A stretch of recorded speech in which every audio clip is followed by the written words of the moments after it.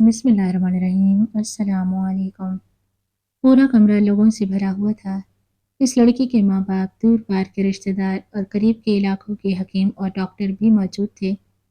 लेकिन कोई भी इस लड़की की मदद नहीं कर पा रहा था, क्योंकि किसी को ये मर्ज़ समझ नहीं आ रहा था कि वो पागलों की तरह चीख रही थी, चिल्ला रही थी, वो बहुत ज़्यादा तकलीफ़ में थी। लेकिन इसे कोई भी ज़ख्म या चोट नहीं लगी थी, दर्द कहाँ हो रहा था, ये भी इसको मालूम नहीं था। वो कहती थी कि बस मुझे दर्द हो रहा है। इसकी उम्र भी कम थी, इसलिए शायद वो अपनी बात ठीक से समझा नहीं पा रही थी। लेकिन थी वो बहुत ही ज़्यादा खूबसूरत और लंबे कद की, इसलिए अपनी उम्र से ज़्यादा बड़ी लगती थी। इसकी माँ की आंखों में आंसू थे। वो अपनी बेटी के दर्द पे तड़प रही थी और बाप कुछ भी करने को तैयार था। वो कुछ भी कर सकता था, क्योंकि वो एक नवाब था और मैं इनके घर में काम करने वाली एक नौकरानी।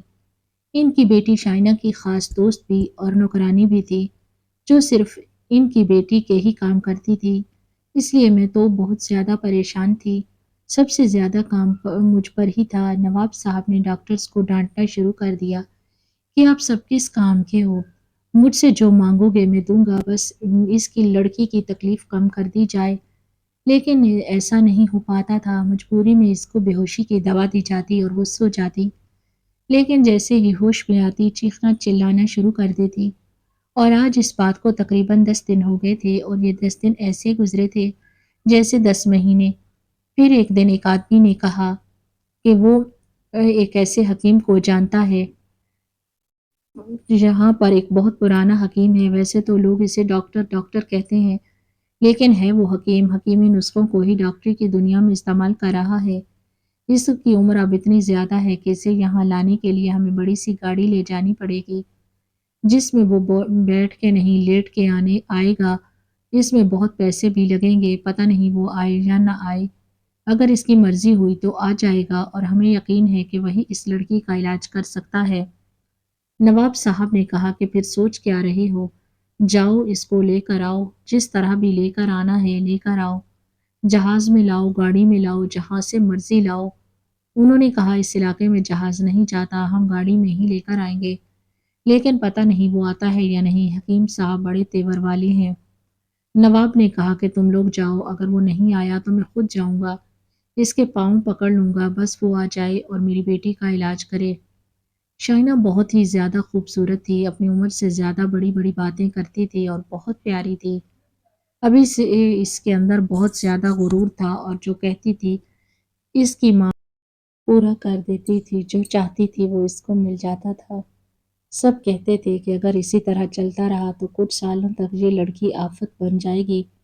और नवाब साहब की कोई औलाद भी न थी। इसके अलावा इसकी माँ भी भला की खूबसूरत थी। लेकिन अब इसकी खूबसूरती दिन ब दिन ख़त्म हो रही थी, क्योंकि वो नवाब साहब से पहले ही 10 साल बड़ी थी। नवाब साहब की उम्र कोई इतनी ज़्यादा नहीं थी, लेकिन उन्होंने अपना हुलिया इस तरह का बनाया हुआ था कि वो बड़े मुहज़्ज़ब और शरीफ आदमी लगते थे। उम्र हो गई थी इनको कोई 34 साल, लेकिन हुलिये से वो 40 साल के लगते थे। इनको भी बड़ी जल्दी गद्दी नशीन होना पड़ा। इनके वालिद साहब इस दुनिया से चले गए, इसलिए इन्हें पर बड़ी-बड़ी ज़िम्मेदारियाँ थी। शाहीना मुझ मुझ पे भी बहुत ज़्यादा हुक्म चलाती थी और मुझे बार-बार ये महसूस करवाती कि तुम तो नौकर हो, तुम तो नौकर हो इसी हवेली की। मैं इस हवेली में एक लड़का काम करता था, इसका काम सारा कंप्यूटर पर नहीं होता, क्योंकि आजकल हवेली के हिसाब-किताब को भी कंप्यूटर में डाल दिया गया था, ताकि हिसाब-किताब करने में आसानी हो। इसका नाम मुनव्वर था, इससे ज़्यादा मोहब्बत करती थी मैं, लेकिन वो शाहीना का दीवाना था। मैंने इससे कहा कि इसकी और तुम्हारी और मेरी उम्र में काफ़ी फ़र्क है। वो कहने लगा, फिर क्या हुआ? तुम ऐसे कह रही हो जैसे वो हमेशा ही कम उम्र रहेगी। एक दिन वो भी तुमसे ज़्यादा जवान और खूबसूरत हो जाएगी। जवान और खूबसूरत तो वो अभी भी है। मैंने इसे बता दिया था कि मैं इससे मोहब्बत करती हूँ, लेकिन इसने मुझे कह दिया कि मैं सिर्फ़ इससे मोहब्बत करता हूँ। मैंने कहा कि वो नवाब की बेटी है और तुम इन हवेली के काम करने वाले नौकर, और मैं भी नौकरानी। देखा जाए तो तुम्हारी और मेरी जोड़ी साथ बनती है। इसने कहा, मैं नौकर नहीं हूँ, मैं कंप्यूटर ऑपरेट करता हूँ, पढ़ा लिखा हूँ, आगे भी पढ़ रहा हूँ। कल को मेरी लाखों की नौकरी भी लग सकती है, और नवाबों को क्या ये ज़रूरी नहीं है कि वो किसी अमीर आदमी को ही अपनी बेटी का रिश्ता दे। वो तो किसी भी लड़के को रिश्ता दे के इसको एक पल में अमीर बना सकते हैं। ایسی کون سی سہولت اور آسائشیں ہیں جس کے لیے وہ اپنی بیٹی کو کسی اور کے گھر میں بھیجیں گے؟ وہ ساری سہولت اور آسائشیں تو اسی گھر میں بھی مل سکتی ہیں۔ ان کی بیٹی کو اور ایک ساتھ میں ایک اچھا اور پرخلوص آدمی مل جائے تو کیا برا ہے؟ میں کہنا نہیں چاہتی تھی لیکن اس کی باتیں بالکل ٹھیک تھی، پر جب وہ اس طرح کی باتیں کرتا تھا تو میرا دل بہت جلتا اور مجھے شائنہ پر غصہ بھی بہت آتا۔ لیکن آج وہ جس حالت میں تھی مجھے بھی اس پر رحم آ گیا تھا۔ سب لوگ کہہ رہے تھے کہ اس کے وہ غرور کی سزا ملی ہے۔ یہ غرور بہت کرتی ہے، اپنی ماں سے بھی بہت جھگڑا کرتی تھی۔ اس کی ماں بھی بیچاری سوچتی ہوگی کہ میری تو بیٹی ہی لیکن میرے سامنے کس طرح زبان کھولتی ہے، کیونکہ بیگم صاحبہ کے سامنے کوئی بھی نہیں بولتا تھا، کوئی چوں تک نہیں کرتا۔ لیکن ویسے بھی وہ دل کی بہت اچھی تھی، کسی کے ساتھ برا نہیں کرتی تھی۔ ان کی بیٹی پتہ نہیں کس پہ گئی تھی، وہ حکیم کو لینے کے لیے لوگ روانہ ہو گئے تھے۔ شائنہ کی چیخیں سن سن کے میرے سر میں درد ہو گیا تھا۔ میں تو سو ہی نہیں سکی، اس کو تو پھر بھی بے ہوشی کی دوا دے کر سلا دیتے تھے، لیکن میں تو تب بھی جاگتی رہتی تھی۔ اس کے کمرے کو بار بار دھویا گیا، اس کے بستر کو نہ جانے کتنی دفعہ بدلا گیا۔ اس کے کمرے میں مختلف قسم کی دوائیاں پھینکی گئی کیونکہ لوگوں کو لگ رہا تھا شاید اس کو کسی چیز سے الرجی ہوئی ہے یا اسے کسی کیڑے نے کاٹ لیا ہے یا کچھ ایسا ہوا ہے جو ہم مس کر رہے ہیں کیونکہ ایسی بیماری کے بارے میں نہ دیکھا نہ سنا تھا۔ ایک حکیم نے اتنا کہا تھا کہ میں نے اس بیماری کا ایک مریض پہلے بھی دیکھا، تقریباً 15 سال پہلے۔ وہ مریض پورے 25 دن کے بعد اس دنیا سے چلا گیا تھا کیونکہ وہ درد برداشت نہیں کر پایا تھا اور اسے بھی اس طرح درد ہو رہا تھا۔ درد کہاں ہو رہا تھا وہ بتا نہیں پایا تھا، لیکن پھر درد کی شدت اتنی بڑھتی گئی کہ وہ اس دنیا سے چلا گیا اور وہ ایک جوان مرد تھا۔ چھوٹی بیوی تو کم عمر لڑکی ہیں اور وہ ہیں بھی بہت دبلی پتلی سی۔ ان کے پاس بہت وقت کم ہے، اس لیے تو اس کے گھر والے پاگلوں کی طرح ادھر ادھر بھاگ رہے تھے کہ کسی طرح اپنی بیٹی کو بچا سکیں۔ وہ بوڑھا حکیم آنے کے لیے راضی ہو گیا۔ اس نے 1 روپیہ بھی نہیں مانگا۔ سب لوگ حیران تھے کہ اس نے پیسے نہ مانگے۔ وہ آیا اور اس کے آگے شائنہ کا معائنہ کیا۔ پھر اس نے ایک عجیب سی بات کہی۔ اس نے کہا کہ آپ سب لوگ باہر چلے جائیں۔ جو آدمی اس کو لینے گیا تھا وہ حیران ہوا۔ وہ کہنے لگا حکیم صاحب نے آج تک کسی کا علاج کرتے ہوئے ایسے نہیں کیا۔ سب لوگ کمرے سے باہر چلے جائیں، یہ تو بس 1 سیکنڈ میں ہی نفس پکڑ کے مرض تک پہنچ جاتے ہیں، ان کو اتنی دیر لگتی ہی نہیں، پھر ایسے کیوں کہہ رہے ہیں؟ سب نے کہا کیونکہ شدید بیماری بھی کچھ اس طرح کی ہے۔ ایک رشتہ دار نے کہا ہم آپ کے ساتھ اپنی بیٹی کو اکیلا کیسے چھوڑ سکتے ہیں، یہ کوئی عام لڑکی نہیں، نوابوں کی اولاد ہے۔ تو حکیم صاحب نے کہا نوابوں کی اولاد ہے تو نہ کروائیں مجھ سے علاج، کسی اور سے کروائیں۔ ہر ڈاکٹر یا حکیم کا علاج کرنے کا اپنا طریقہ ہوتا ہے۔ اگر میں آپ لوگوں کو کہہ رہا ہوں کہ آپ لوگ یہاں سے باہر چلے جائیں تو آپ لوگوں کو میری بات ماننی پڑے گی کیونکہ یہ میرا علاج کرنے کا طریقہ ہے۔ نواب صاحب نے کہا ہاں ہاں میں کوئی مسئلہ نہیں ہے، آپ کو جیسے بھی بہتر لگتا ہے آپ کریں، بس اس لڑکی کو ٹھیک کر دیں۔ جب اپنے ہی اولاد کی چیخیں گھر میں گونج رہی ہوں تو کوئی بھی سکون سے نہیں سو سکتا اور ہم لوگ بس یہ چاہتے ہیں کہ یہ جلدی سے ٹھیک ہو جائے۔ حکیم صاحب نے کہا ٹھیک ہے، میں آپ کی بات سمجھ گیا ہوں، آپ پریشان نہیں ہوں، یہ آپ سب لوگ باہر چلے جائیں۔ اور ہم لوگ اس بات پہ حیران رہ گئے کہ پورے 1 گھنٹے تک وہ اندر ہی تھے۔ اندر سے نہ تو کوئی آواز آ رہی تھی نہ ہی کوئی شور، اور عجیب سی بات تھی کہ شائنہ کی چیخوں کی آوازیں بھی نہیں آ رہی تھی، ورنہ بغیر نیند کی دوائی کے تو وہ چیختی چلاتی ہی رہتی تھی، لیکن ابھی تک خاموشی چھا گئی تھی۔ سب یہ سمجھنے لگے لگتا ہے علاج کر دیا ہے۔ اس کی ماں اور باپ تھوڑے بہتر ہو گئے، خوش ہو گئے کہ چلو لگتا ہے ہماری بیٹی ٹھیک ہو گئی ہے۔ لیکن جب حکیم صاحب باہر آئے تو معاملہ کچھ اور ہی تھا۔ انہوں نے باہر آ کر ایسی بات بتائی کہ سب سے پہلے قیامت تو نواب صاحب پہ آ گئی، دوسری قیامت ان کی بیوی پہ، کیونکہ بات ہی کچھ ایسی تھی۔ جب حکیم صاحب باہر آئے تو مجھے اندر جانے کو کہا، جا کر دیکھوں سب ٹھیک ہے یا نہیں۔ جب دروازہ کھولا تو سب نے یہ منظر دیکھا۔ چھوٹی بیوی سکون سے سو رہی تھی۔ وہ کہنے لگے کہ جو میں نے چیک اپ کرنا تھا وہ کر لیا، اس کے بعد دوائی دے دی ہے۔ دوائی یہ بھی نیند کی ہے، لیکن جو لوگ آپ دوائی دے رہے ہیں اس سے کم سائیڈ ایفیکٹ والی، اس لیے اب یہی دوائی دیجیے گا۔ اس نے ایک ڈبی میرے حوالے کی کیونکہ ظاہر ہے میں نے یہ دوائی دینی تھی۔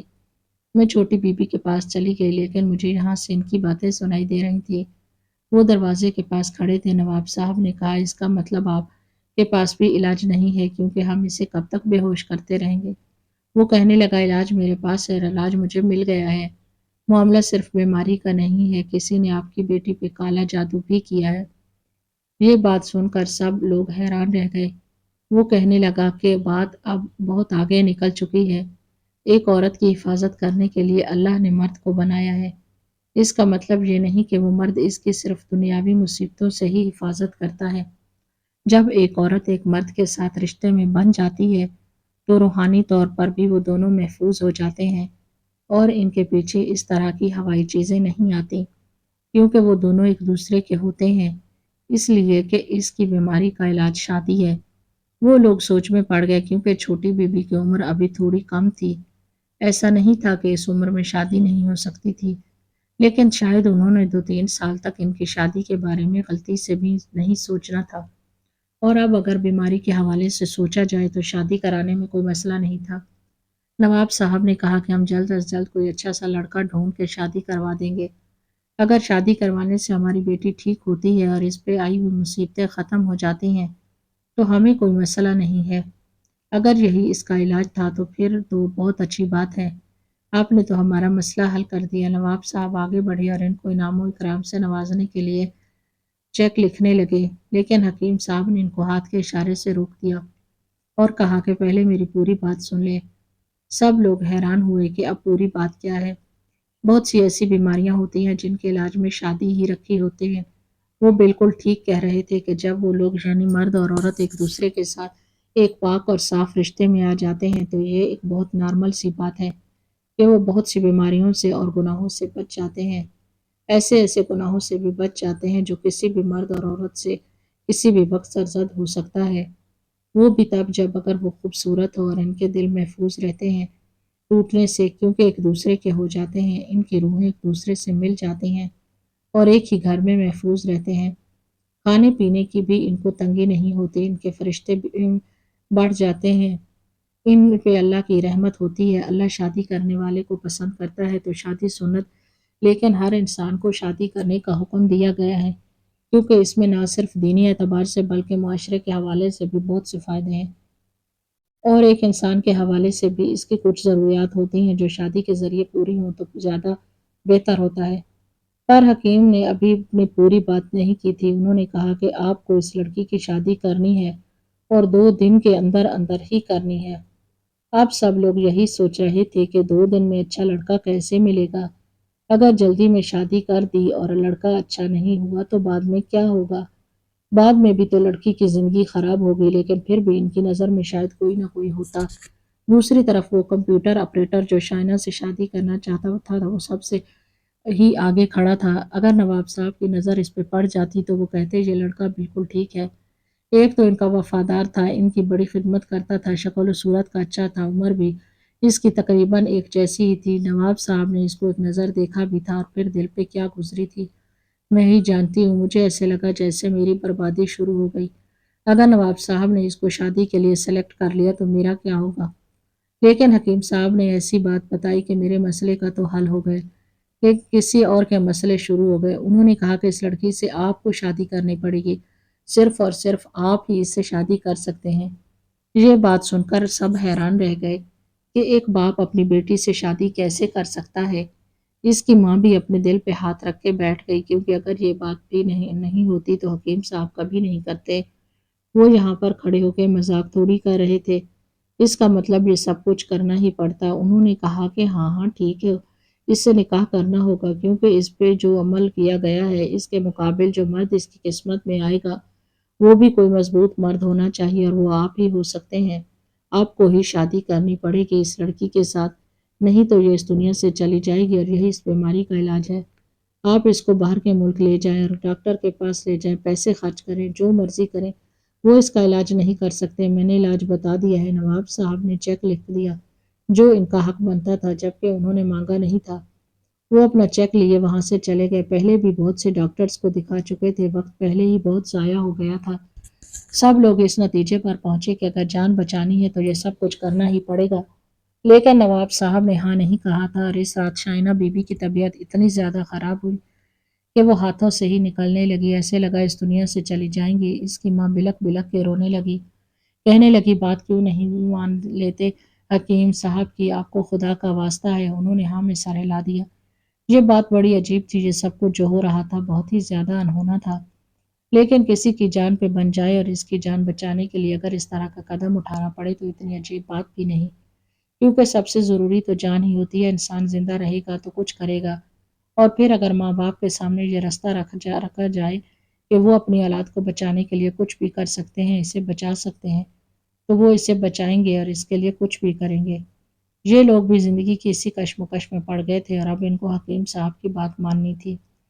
इनकी दी हुई दवाई से थोड़ा बहुत अफ़ाका हुआ, रात सुकून से गुज़र गई, लेकिन उन्होंने कहा था कि इस दवाई से इलाज नहीं होगा, सिर्फ़ नींद अच्छी आएगी।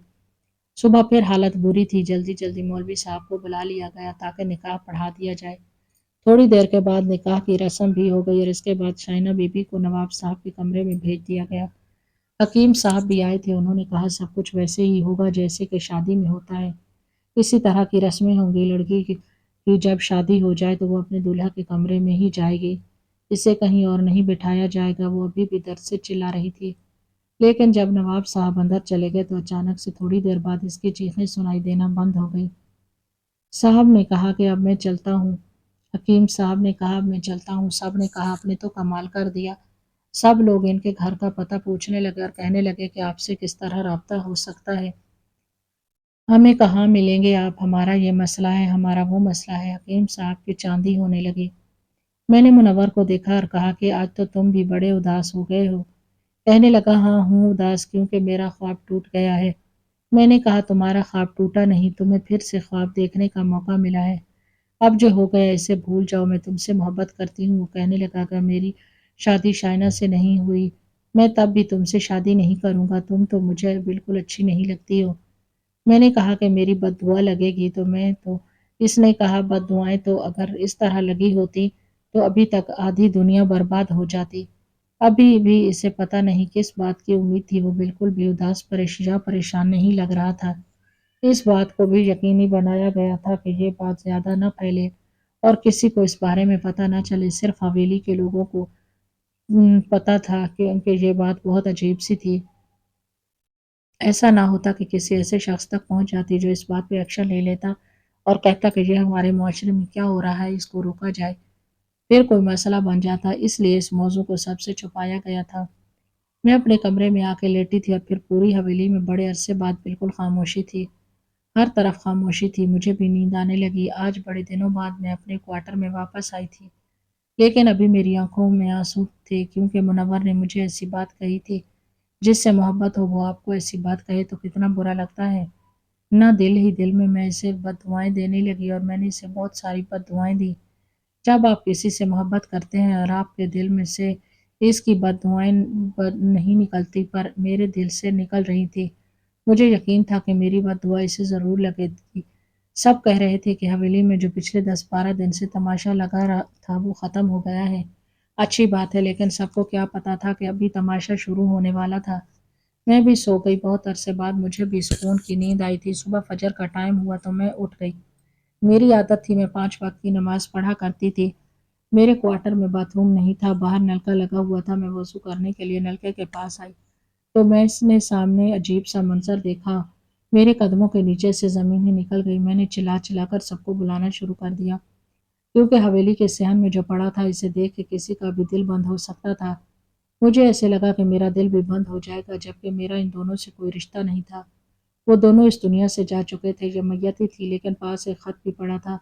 इसमें जो पैगाम था वो शाइना बीबी के लिए था। दरअसल मामला ये था कि शाइना को कोई भी बीमारी नहीं थी। वो नवाब साहब की बेटी नहीं बल्कि इनकी बीवी की बेटी थी। बहुत छोटी थी जब नवाब साहब ने इनकी माँ से शादी की, और ये नवाब साहब की दूसरी बीवी थी। इनकी पहली बीवी इस दुनिया से चली गई थी। शाइना की उम्र इस वक्त बहुत कम थी, इसलिए इसे कभी किसी ने ये बताया ही नहीं कि नवाब साहब इसके असली बाप नहीं हैं। लेकिन फिर इसे किसी तरह पता चल गया और अपनी माँ से वो पहले ही नफ़रत करती थी। अब इसकी नज़र इस दौलत पे थी। वो अय्याशियाँ करना चाहती थी। सारी दौलत अपने हाथ में करना चाहती थी, इसलिए इसने ये नाटक किया। वो बिला वजह जो चिल्ला रही थी, वो बिला वजह ही था। जब हकीम साहब वहाँ पे आए और उन्होंने कहा कि सबको बाहर भेज दो, तो हकीम साहब ने इसके साथ एक डील कर ली थी कि तुम बाहर जाकर ये बात करो और बदले में मैं तुम्हें बहुत सारे पैसे दूँगी। हकीम साहब भी इसके साथ मिल गए और उन्होंने बाहर आकर ये बात कर दी, क्योंकि इसे पता था कि जब निकाह हो जाएगा तो सब कुछ इसके नाम हो जाएगा اور ابھی بھی سب کچھ اسی کے نام ہی ہو گیا تھا، کیونکہ اس کی اس حرکت کے بارے میں نواب صاحب اور اس کی ماں کو پتہ چل گیا تھا۔ نواب صاحب کمرے میں گئے تو شائنہ نے ان کو یہ سب کچھ بتایا اور کہا، میں آپ سے بڑی محبت کرتی ہوں، بھول جائے میری ماں کو طلاق دے دیں، اور آج سے میں آپ کی بیوی ہوں۔ حکیم صاحب کے ساتھ مل کر اس نے یہ ناٹک کیا تھا۔ نواب صاحب باہر آئے اور اس کے بعد واپس کمرے میں نہیں گئے۔ وہ اپنی بیوی کے پاس چلے گئے اور اسے یہ سب کچھ بتا دیا۔ وہ حیران رہ گئے کہ جس چھوٹی سی لڑکی کو انہوں نے اپنی بیٹی کی طرح پالا، آج وہ اس مقام پر لے آئی۔ ان دونوں نے خودکشی کر لی اور اپنے خط میں لکھا تھا کہ اب یہ سب کچھ تمہارا ہے بیٹی، اب تم ہی اسے سنبھالو، پر تم نے ہمیں کہیں منہ دکھانے کے قابل نہیں چھوڑا۔ ہمارے لیے یہ مرنے کا ہی مقام تھا۔ ہم تو تمہاری جان بچانے کے لیے اس حد تک چلے گئے تھے۔ ہمیں کیا پتا تھا کہ تم ہمیں رسوا کرواؤ گی۔ وہ دونوں اس دنیا سے جا چکے تھے اور یہ بات پورے گاؤں اور پورے علاقے میں پھیل گئی۔ وہ بھی پتھر بنی کھڑی تھی، سب لوگ اس سے نفرت کرنے لگے، اس پہ تھو تھو کرنے لگے کہ یہ کس قسم کی بری لڑکی ہے۔ سب نے اس کا کام چھوڑ دیا، میں نے بھی کام کرنے سے انکار کر دیا۔ میرے ماں باپ نے کہا تجھے حویلی میں کام نہیں کرنا چاہیے۔ اس نے منور کے ساتھ شادی کر لی اور 1-2 سال تو انہوں نے بڑی عیاشی کی زندگی گزاری۔ میں حیران تھی کہ میری بد دعائیں لگی ہی نہیں، وہ لوگ تو بڑے خوش تھے، لیکن ان دونوں نے اپنی ہی عیاشیوں میں لگ کے سارا کچھ خراب کر لیا۔ ان سے کاروبار سنبھالا نہیں گیا، کاروبار میں نقصان ہونے لگے، لوگ دروازے تک آ کر پیسے مانگنے لگے۔ ان کے پاس صرف حویلی بچ گئی تھی اور پھر کچھ گاڑیاں اور زیورات وغیرہ۔ پھر ایسا ہوا کہ ایک دن حویلی میں بھی آگ لگ گئی اور وہ دونوں ہی اس آگ کی نظر ہو گئے۔ اب پوری حویلی جل چکی تھی، ایک کھنڈر کا منظر پیش کرتی تھی۔ وہاں پہ کوئی بھی نہیں جاتا تھا، نہ تو کوئی اس پھر سے بسایا جا سکتا تھا اور نہ ہی وہ رہنے کے قابل اس زمین کے قابل ہو سکتی تھی، لیکن ابھی تک ایسے ہی پڑی ہے اور آج اس بات کو 10 سال ہو گئے۔ میری بھی شادی ہو گئی، بچے بھی ہو گئے، ابھی بھی حیران ہوتی ہوں کیسے ایک عورت کے لالچ نے سب کچھ برباد کر دیا۔ عورت واقعی فتنہ ہے، عورت کے پیچھے بڑی بڑی جنگیں ہوئی، لڑائیاں ہوئی، کتنے گھر برباد ہوئے، کتنے رسوا ہوئے، کتنے ذلیل ہوئے۔ اس بات کی گواہی وہ جلی ہوئی حویلی دیتی ہے، جس کو دیکھ کے لوگ جب اس کی کہانی کے بارے میں پوچھتے ہیں تو یہی کہانی سنائی جاتی ہے۔